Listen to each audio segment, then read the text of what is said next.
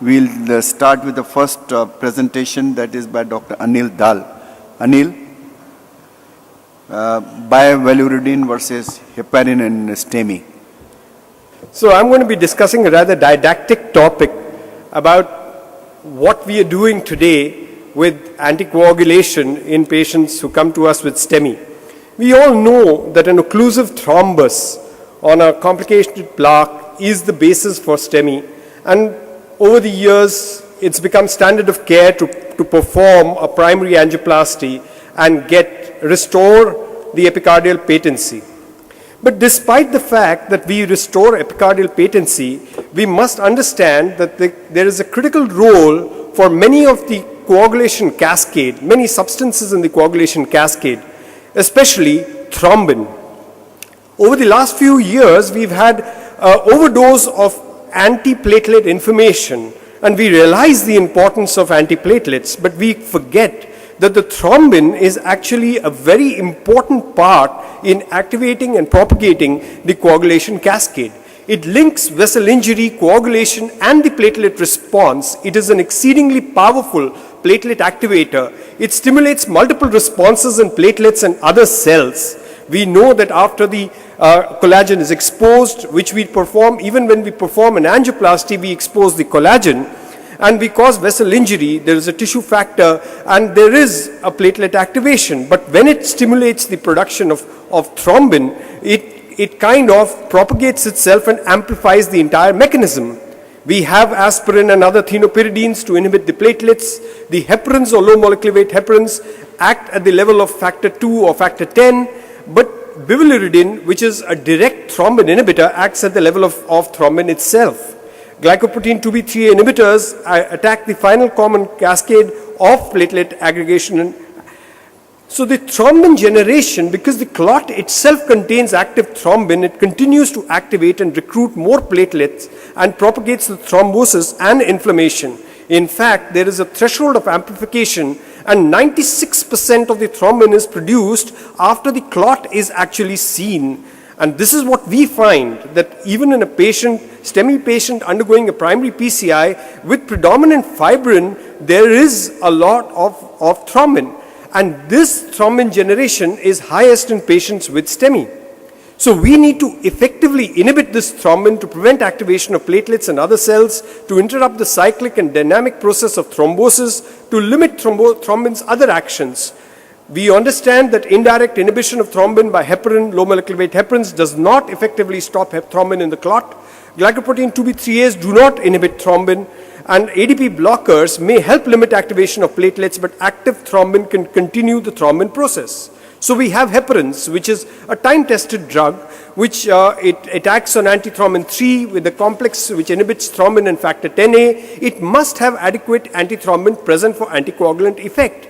And this inhibition requires bridging by the heparin chain of at least 18 units, and it is an indirect way of causing an antithrombin activity. The similar thing is also seen with low molecular weight heparins. However, heparin has an unpredictable anticoagulant response. It can be neutralized by platelet factor 4 and has limited activity in the presence of a platelet-rich clot. It has non-linear pharmacokinetics and pharmacodynamics, leading to a narrow therapeutic window, and it has by itself a procoagulant effect because it induces platelet activation. And in a few cases, because of a heparin platelet factor 4 antibody complex formation, can promote heparin-induced thrombocytopenia. So we have a fair amount of limitations of heparin. We know that it is unpredictable. It has about 35% active moieties. It is an indirect action. It has a non-specific protease binding, variable pharmacokinetics, pharmacodynamics. It cannot act in the presence of clot-bound thrombin. So the direct thrombin inhibitors like bivalvulotin is a 20 amino acid molecule which binds to the active site and substrate recognition of thrombin. It is slowly cleaved by thrombin.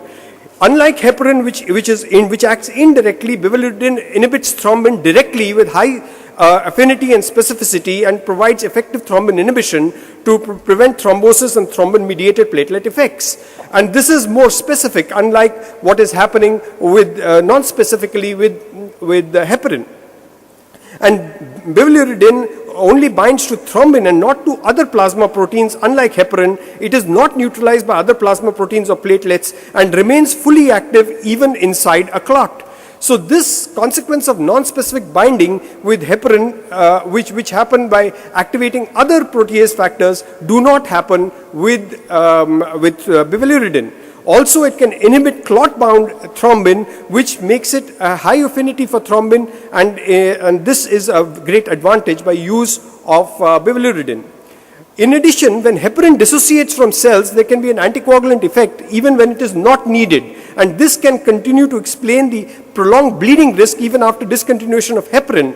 However, the natural reversibility and short half-life of bivalirudin may explain the lower bleeding risk with bivalirudin. The rapid reversal of bivalirudin is the key to, it has a 25-minute half-life, and it has, therefore, it decreases the risk of continued bleeding. We can see here in a scanning electron micrograph to show that platelets when treated with bivalirudin do not change unlike those treated with heparin.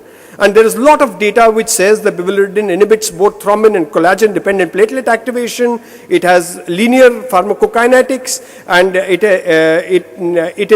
suppresses collagen-induced platelet aggregation by blocking thrombin-dependent propagation of procoagulant activity on the platelet surface. So, bivalirudin specifically inhibits fluid-bound phase thrombin, clot-bound thrombin, and thrombin-mediated platelet aggregation. It is reversible, and the half-life is 25 minutes.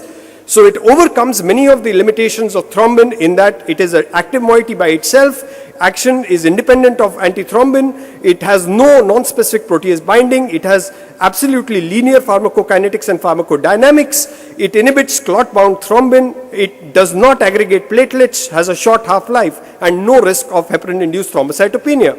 We have been through a lot of complex trials, which has been an extensive evidence base for bivalirudin with PCI.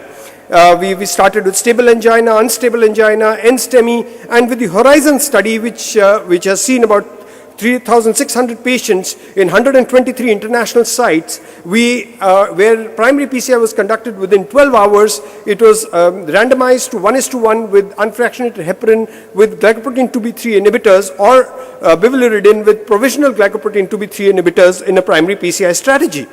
And we know that the 30-day outcomes showed that there was a distinct advantage in terms of net adverse rates, event rates in non-cabbage major bleeding as well as in MACE. And this mortality benefit continued from 30 days up to 3 years. In a landmark analysis, we can see that the curves start diverging right at the beginning and continue to diverge. And there is a decrease in reinfarction with use of bivalirudin. Now this was analyzed in a nice editorial by Alonso, where he said that, although the benefit found for high-risk patients was robust and unquestionable, no apparent efficacy benefit could be demonstrated for patients with low to intermediate risk, who actually accounted for 80%. But this is actually a subgroup analysis which can be a confounder.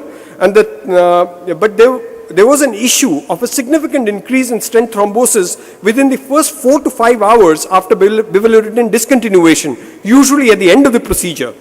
This has an explanation. 2/3 of the patients assigned to bivalirudin received upfront unfractionated heparin and 600 milligram clopidogrel loading dose, and 8% of them eventually received glycoprotein 2B3 inhibitors.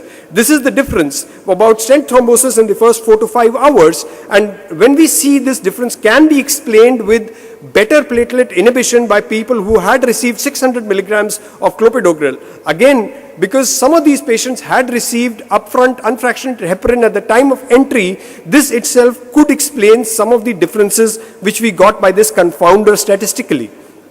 This benefit was continued, and there was a decrease in stent thrombosis even at 30 days, which continued up to 3 years. This has also been validated in trials which is using the radial axis, where the radial axis does not cause that much of a decreased bleeding that you need not have to use bivalirudin. The impact on axis and non-axis side bleeding is obviously an advantage with use of bivalirudin, and this impact, even according to site, the numbers needed to prevent one non-access site TIMI bleed was 71 with bivalirudin, and one access-related TIMI bleed was 74. So pretty significant. And this, even when we meta-analyze patients from all the trials, we have a distinct advantage in reducing bleeding. So although we understand that major bleeding is an important independent determinant of mortality, in the highest risk patient with STEMI, this favorable balance of adverse events results in a lower 30-day mortality in primary PCI patients treated with bivalirudin rather than heparin and glycoprotein 2b3 inhibitors, representing a new standard of care of patients with STEMI.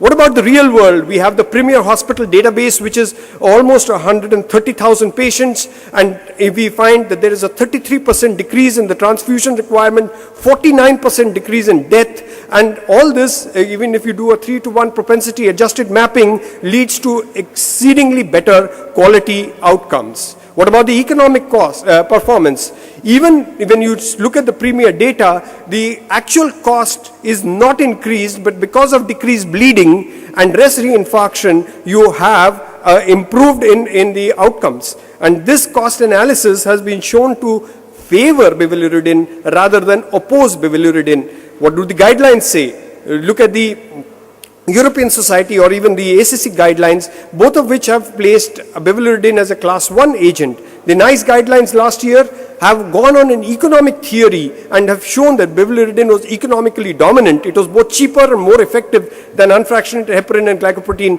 inhibitors with total 1-year cost differences and quality of life differences. The results were robust to changes in relative risk of death, major bleeding, life expectancy, and type of glycoprotein 2b3 inhibitor used.